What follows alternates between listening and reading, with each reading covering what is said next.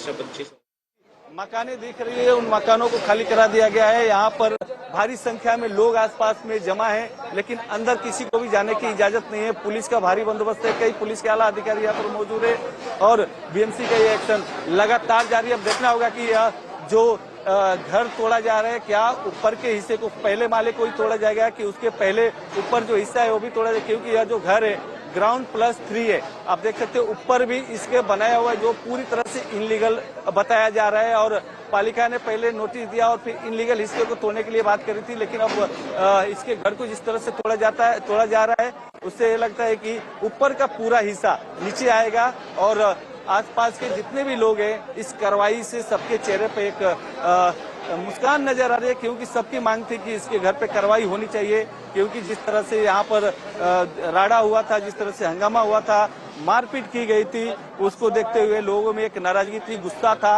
और लोगों की मांग थी कि इस पे कार्रवाई होनी चाहिए। क्योंकि जब घटना के दूसरे दिन यहाँ पर पालिका की टीम पहुंची थी तो सिर्फ आगे के कुछ हिस्से को बीएमसी ने तोड़ा था, जिसके बाद लोगों की डिमांड थी कि नहीं, पूरे घर को जब तक तोड़ा नहीं जाता है तब तक उनका आंदोलन और प्रोटेस्ट इसका विरोध चालू रहेगा। जिसके बाद कल भाजपा के नेता किरीट सोमैया आए तो उन्होंने 24 घंटे का अल्टीमेटम दिया था और अल्टीमेटम के बाद अब एक बार फिर यहाँ पर पालिका की बुलडोजर की टीम पहुंची है और पहले माले को ध्वस्त कर दी है, उसके ऊपर के हिस्से को भी अब तोड़ा जा रहा है।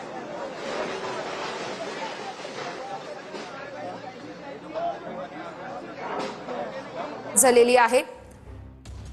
दिंडोशी नगरमध्ये तोडक कारवाईला सुरुवात करण्यात आलेली आहे। पोलिसांचा बंदोबस्त देखील या ठिकाणी तैनात करण्यात आलेला आहे। तोडक कारवाईसाठी बुलडोझर दाखल झाले आणि याच बुलडोझरने इथं आता अनधिकृत अतिक्रमणांवरती तोडक कारवाई केली जाते आहे। स्थानिकांकडून ज्या घडामोडी घडल्या होत्या त्यानंतर नाराजी व्यक्त करण्यात आली होती आणि या ठिकाणी कारवाई व्हावी अशी या सगळ्या स्थानिकांची भूमिका असतानाच पालिकेकडून आता कारवाईला सुरुवात करण्यात आलेली आहे।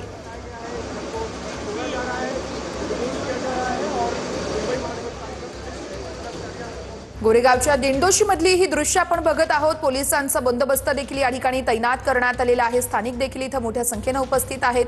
पाडकामाची कार्यवाही आता सुरू झालेली आहे। गोरेगावच्या दिंडोशी मधली ही दृश्य आहेत। नगर हा परिसर आहे आणि याच परिसरामध्ये अनधिकृत जे बांधकाम आहे त्या ठिकाणी तोडक कारवाईला सुरुवात झाली आहे। ज्या इथं घडामोडी घडल्या होत्या त्यानंतर स्थानिकांकडून नाराजी व्यक्त करण्यात आली होती। लवकरात लवकर या ठिकाणी कारवाई करण्याची मागणी स्थानिकांनी केली होती आणि त्याच अनुषंगाने आता पालिकेकडून इथं बुलडोझर चालवला जातोय। दिंडोशीमध्ये अनधिकृत बांधकामांवरती पालिका बुलडोझर चालवत असल्याचं आपण बघतोय। गोरेगावच्या दिंडोशी मधली ही दृश्य आहे। तर स्थानिकांकडून यावेळेस वारंवार नाराजी व्यक्त करण्यात आली होती। या ठिकाणी कारवाई व्हावी अशी भूमिका स्थानिकांची होती आणि अखेर आता स्थानिकांची भूमिका लक्षात घेत पालिकेने कारवाईला सुरुवात केलेली आहे। तोडक कारवाईसाठी बुलडोझर दाखल झालेला आहे आणि बुलडोझरद्वारे इथं कारवाई केली जाते। पोलिसांचा देखील कडेकोट बंदोबस्त आहे।